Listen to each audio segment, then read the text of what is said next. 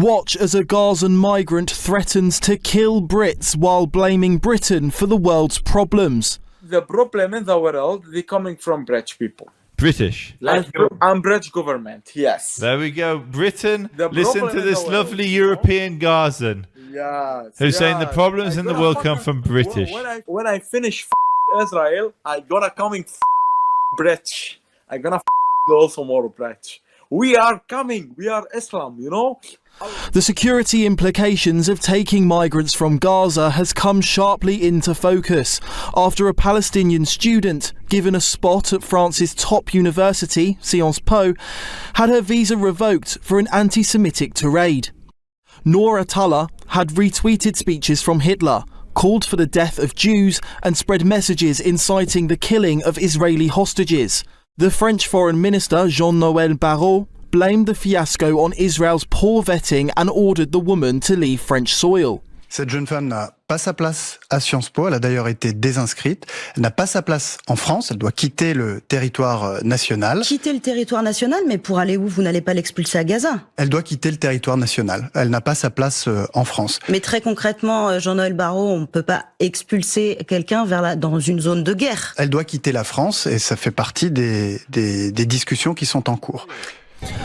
Despite widespread fear over the radicalisation of Gazans, Labour's Yvette Cooper announced some would be brought to Britain for medical treatment, and students would be given fully funded scholarships at British universities. The £9,535 tuition fee British students must pay each year to study will be waived for the successful Gazans at taxpayer expense. It's unclear whether their living costs will also be covered. Let me update the House on the continued legal and controlled support that we will provide for those facing conflict and persecution. We will continue to do our bit to support Ukraine, extending the Ukraine Permission Extension Scheme by a further 24 months, with further details to be set out in due course. We're also taking immediate action to rescue children who have been seriously injured in the horrendous onslaught on civilians in Gaza so they can get the health treatment they need. And the Foreign Secretary will update the House shortly on the progress to get those children out. I can confirm that the Home Office has put in place systems to issue expedited visas with biometric checks conducted prior to arrival for children and their immediate accompanying family members. And we have done the same for all the Chevening scholars and are in the process of doing so now for the next group of students from Gaza who have been awarded fully funded scholarships and places at UK universities so they can start their studies in autumn this year.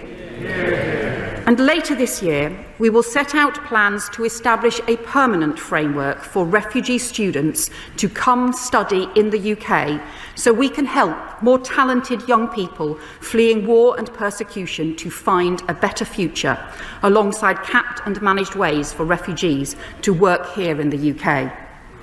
Mr. Speaker, this government is determined to fix every aspect of the broken system we inherited and to restore the confidence of the British people. Solving problems, not exploiting them. A serious and comprehensive plan, not fantasy claims based on sums that don't add up or gimmicks that failed. The Labour government has been urged to learn from the experiences of other countries as a cautionary tale. Denmark followed 321 Palestinians they welcomed into their country between 1992 and 2019. By the end of the period, they found 204 of those had been convicted of a crime, 71 of whom were jailed, and 176 of them became dependent on welfare benefits. Of their children, 337 were convicted of a crime, 132 were jailed, and 372 became dependent on benefits. The former Justice Minister Hans Engel, reflecting in 2019 on the scheme, admitted, quote, "These asylum seekers should not have been let in." In 2023, Danish MEP Peter Kofod advised Britain not to follow Denmark's lead. I would say no. That would be completely insane. I mean, just look into the Danish statistics. It's all public. You can go to Google. You can see the numbers. It has been a completely disaster in Denmark. And I believe the politicians back then made the worst investment ever for the Danish future. Well, if you compare these group of people to the Danish citizens, you would see that they are way more criminals than the Danish population in general, first of all. But the thing is, those people were not even real refugees. I mean, when many of them were granted asylum seeking, they decided to go back to their own country to celebrate. So it's not even real refugees as we know them. So I would very much advise you to stop taking those people. It will give you problems for generations, honestly. So just say that to me again. So you granted asylum to a load of Palestinian refugees who then went back to Gaza to celebrate. And then came back to Denmark. Yes. Right. Yes. That possibly should have set alarm bells ringing, I suppose. But was there a big push? Was there a big push from the Danish public? You know, people who thought they were doing a nice thing, people who thought they were doing the right thing initially. Presumably, you were under a lot of pressure. This was a case where the government, the authorities were under huge pressure.